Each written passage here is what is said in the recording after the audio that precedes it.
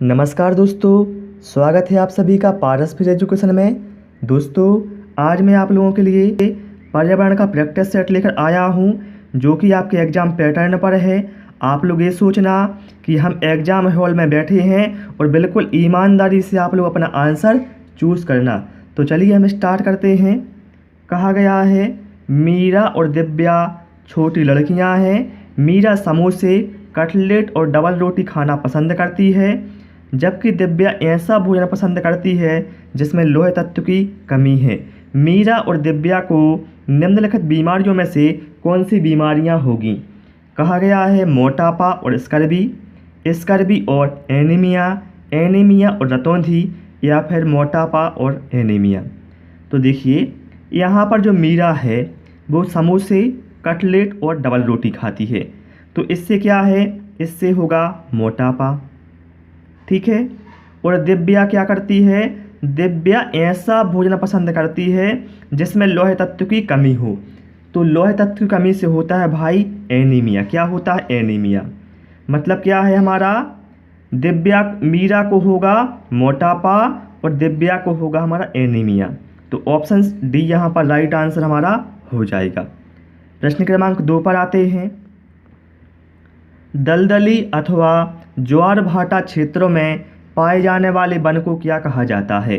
Mangrove one, शोला one, मानसूनी one, पतझड़ one.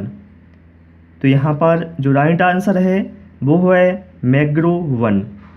Mangrove one को ज्वारीय वन भी कहा जाता है। ठीक है। और यह ऐसे पेड़ पौधे होते हैं जो तटीय क्षेत्रों में खारे पानी में पाए जाते हैं। प्रश्न क्रमांक 3 पर आते हैं। भारत में वृक्षारोपण उत्सव, जिसे वन महोत्सव के नाम से जाना जाता है, के जन्मदाता कौन है? महात्मा गांधी, विनोबा भावे, के.एम. मुंशी, जवाहरलाल नेहरू। तो वन महोत्सव के जन्मदाता हैं के.एम. मुंशी। ऑप्शन सी यहाँ पर राइट आंसर हो जाएगा। के.एम. मुंशी का पूरा नाम क्या था? कन्हैयालाल मणिकलाल मुंशी। और ध्यान रखना, जो हमारा वन महोत्सव है यह है जुलाई के प्रथम सप्ताह में मनाया जाता है। पूछा जाता है एग्जाम में, नोट कर लेना। प्रश्न क्रमांक 4। हिमालय पर्वत किस प्रकार के पर्वत का उदाहरण है? बलित पर्वत, बिलौक पर्वत, प्राचीन पर्वत, अपशिष्ट पर्वत। तो यहाँ पर राइट आंसर हमारा ऑप्शन ए के साथ चला जाएगा। क्यों? क्योंकि बलित पर्वत वे पर्वत होते हैं जिनका निर्माण बलन नामक भूगर्भ प्रक्रिया के तहत हुआ है। ठीक है। तो ऑप्शन ए यहाँ पर राइट आंसर हमारा हो जाएगा। प्रश्न क्रमांक 5 पर आते हैं। कहा गया है, टीहरी बांध किस नदी पर बना हुआ है? अलकनंदा, भागीरथी, गंगा या फिर हुगली। तो यहाँ पर राइट आंसर हमारा ऑप्शन बी के साथ चला जाएगा। जो टीहरी बांध है यह बना हुआ है भागीरथी नदी पर। और ध्यान रखना, यह जो बांध है यह भारत का सबसे ऊंचा बांध है। प्रश्न क्रमांक 6 पर आते हैं। मैग्मा के ठंडे होकर घनीभूत हो जाने पर किस प्रकार के सेलों का निर्माण होता है? कायंत्र सेल, अवसादी सेल, आग्नेय सेल या फिर हैलाइट। देखिए क्या होता है, जो हमारा मैग्मा है भैया, जब मैग्मा बाहर निकलता है तो ये लावा का रूप ले लेता है और ठंडा होकर ये आग्नेय चट्टान का रूप लेता है। तो यहाँ पर राइट आंसर हमारा होगा ऑप्शन सी। मैग्मा के ठंडे होकर जो चट्टान का निर्माण होता है वो है हमारा आग्नेय सेल या आग्नेय चट्टान। जैसे ग्रेनाइट हो गया, बेसाल्ट हो गया, ये क्या है? आग्नेय चट्टान के ही एग्जाम्पल हैं। प्रश्न क्रमांक 7। और आप सभी लोग भी भाई सारे क्वेश्चनों के आंसर देते जाएं। ग्रामीण क्षेत्रों में गाय के गोबर से झोपड़ी की दीवारों और फर्श को लीपा जाता है। उन्हें फर्श को प्राकृतिक रंग देने के लिए, कीटों को दूर रखने के लिए, चिकना और साफ बनाने के लिए या फिर खुरदरा बनाकर घर्षण बढ़ाने के लिए। बहुत सारे छात्र इसमें गलती कर देते हैं और गलत कर देते हैं इस क्वेश्चन को। ध्यान रखना, तो इसका जो आंसर है वो है कीटों को दूर रखने के लिए उन्हें गोबर से लीपा जाता है। कीट जैसे मच्छर होगा और छोटे मोटे कीट हैं, इनसे ये दूर रहते हैं। ठीक। प्रश्न क्रमांक 8 पर आते हैं। कहा गया है पर्यावरण अध्ययन के शिक्षक के रूप में आप बच्चों को चिड़ियाघर ले जाने की योजना बनाते हैं। आप बच्चों को निम्नलिखित में से कौन सी गतिविधि करने की अनुमति नहीं देंगे? चिड़ियाघर के जानवरों के लिए बहुत सारी खाने की सामग्री ले जाना, चिड़ियाघर के विभिन्न जानवरों कौन सा भोजन खाते हैं यह पता लगाना, बिल्कुल सही है। तो चिड़ियाघर में जिन जानवरों को वे देखेंगे उनकी फ़ोटो एकत्रित करना, ये भी सही है। और चिड़ियाघर में उन्होंने जो देखा है उसका चित्र बनाने के लिए उनकी ड्राइंग कॉपी में साथ ले जाना, तो ये भी सही है। लेकिन ऑप्शन ए में क्या कहा गया था भैया? चिड़ियाघर के जानवरों के लिए बहुत सारे खाना की सामग्री ले जाने के लिए कहना, तो ऐसा नहीं कहेंगे क्योंकि इससे क्या है, बच्चों की जो सुरक्षा है वो खतरे में है। ठीक है, तो हम उसे कभी नहीं कहेंगे कि आप जानवरों के लिए साथ में खाना लेते चलें। ठीक है, तो ऑप्शन ए यहाँ पर राइट आंसर हमारा हो जाएगा। प्रश्न क्रमांक 9, निम्नलिखित कथनों में से कौन सा प्राथमिक स्तर पर पर्यावरण अध्ययन का पढ़ाने का उद्देश्य नहीं है? अब यहाँ पर हैं 4 ऑप्शन।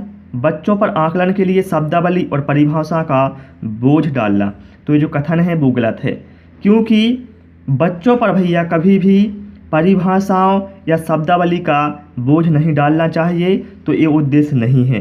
बाकी बी और सी और डी सही हैं। ठीक है, आप पढ़ भी सकते हैं इनको, ये बिल्कुल सही है। प्रश्न क्रमांक 10 पर आते हैं। भैंस की पीठ पर बगुला, जिसे कहा जाता है ईग्रेट पक्षी, बैठा दिखाई देता है।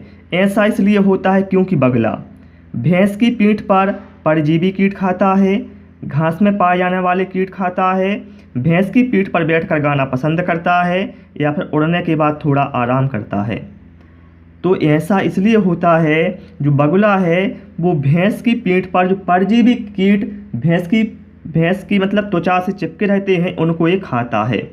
तो ऑप्शन ए यहाँ पर राइट आंसर हमारा हो जाएगा। ठीक है, प्रश्न क्रमांक 11 पर आते हैं।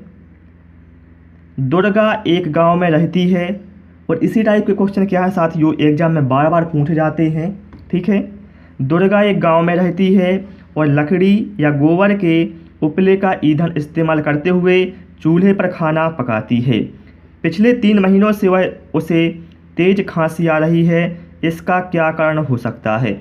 जलते हुए ईंधन के धुएं से उसे एलर्जी हो गई होगी, उसकी झोपड़ी के अंदर और बाहर प्रदूषण तथा वृद्धावस्था, ईंधन के जलने से उत्पादित कार्बन मोनोऑक्साइड जो उसके श्वसन नली में जमा हो गई होगी, या फिर जलते हुए ईंधन से उत्पादित काला धुआं जो उसके श्वसन नली में जमा हो गया होगा।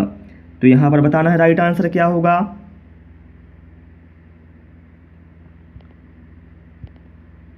तो यहाँ पर जो राइट आंसर हमारा है वो ऑप्शन डी, जलते हुए ईंधन से उत्पादित काला धुआं जो उसके श्वसन नली में जमा हो गया होगा, जिसकी वजह से उसे क्या है, तेज खांसी आ रही है, क्योंकि उसे लगभग 3 महीने से यह धुआं धीरे धीरे जमा हो गया है। प्रश्न क्रमांक 12 पर आते हैं। रीना अपने घर का कूड़ा नीचे दर्शाए तरीकों से 2 ढेरियों में अलग अलग करती है। क्या करती है रीना? अपने घर का जो कूड़ा है वो 2 ढेरियों में अलग अलग रखती है। पहले में क्या रखती है वो, केले का छिलका, सब्जियों के छिलके, सूखी पत्तियां और अखबार, और दूसरे में जैम की बोतल, सॉस की बोतल, उपयोग में लाई गई टूथपेस्ट ट्यूब और प्लास्टिक के खिलौने। अब बताना है रीना ने 2 डोरियों में कूड़ा निम्न आधार पर अलग किया है। बताना है यह जो कूड़ा अलग किया है रीना ने वो किस आधार पर अलग किया है। घरेलू कचरा है और औद्योगिक कचरा है, दुर्गंध है, दुर्गंध रहित है, अपघटित होने वाले और अपघटित नहीं होने वाले, पुनः चक्रण किया जा सकता है, पुनः चक्रण नहीं किया जा सकता। तो ध्यान रखिए, जो रीना ने इन कचरों को अलग अलग किया है वो किया है अपघटित होने वाले और अपघटित नहीं होने वाले, क्योंकि जो केले का छिलका है, सब्जियों के छिलके हैं और सूखी पत्तियां और अखबार, ये क्या है, अपघटित हो जाएंगे, ठीक है, आसानी से। लेकिन जो जैम की बोतल है, सॉस की बोतल है, टूथपेस्ट की ट्यूब है और प्लास्टिक के खिलौने हैं, ये अपघटित नहीं होंगे, ठीक है। तो इस तरह से उसने अलग अलग किया है। प्रश्न क्रमांक 13 पर आते हैं। एक किसान दानों से भूसे को अलग करना चाहता है, जिस प्रक्रिया से वह अलग किया जा सकता है वह क्या कहलाती है? फसल की कटाई, हस्तचयन, थ्रेसिंग या फिर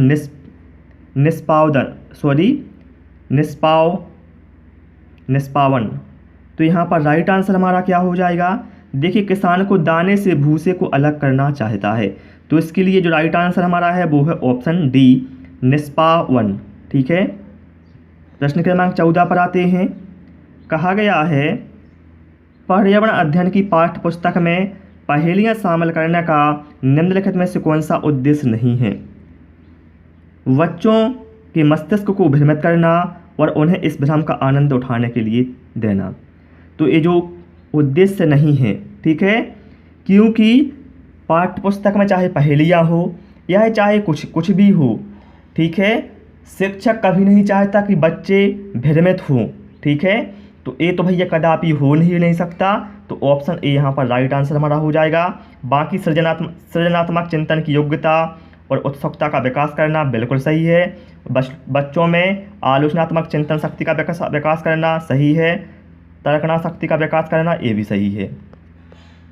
प्रश्न क्रमांक 15 पर आ जाते हैं। कहा गया है रक्त की जांच द्वारा किसकी उपस्थिति से मलेरिया की पहचान होती है? जो हमारा ब्लड का टेस्ट होता है, तो कैसे पता चलता है भैया कि आपको मलेरिया है? लाल रक्त कोशिकाओं में मच्छरों के अंडे से, लाल रक्त कोशिकाओं में मलेरिया परजीवी प्लाज्मोडियम, रक्त में क्षतिग्रस्त यकृत कोशिकाएं या फिर रक्त में मच्छर के लार्वे।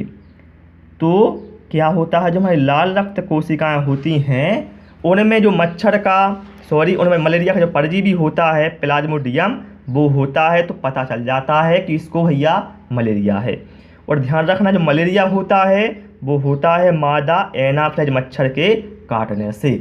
ठीक है साथियों, तो आज हमने 15 क्वेश्चन पढ़ लिए इस प्रैक्टिस सेट में, वो भी व्याख्या सहित। आपको क्लास कैसी लगी कमेंट करके अवश्य बताना।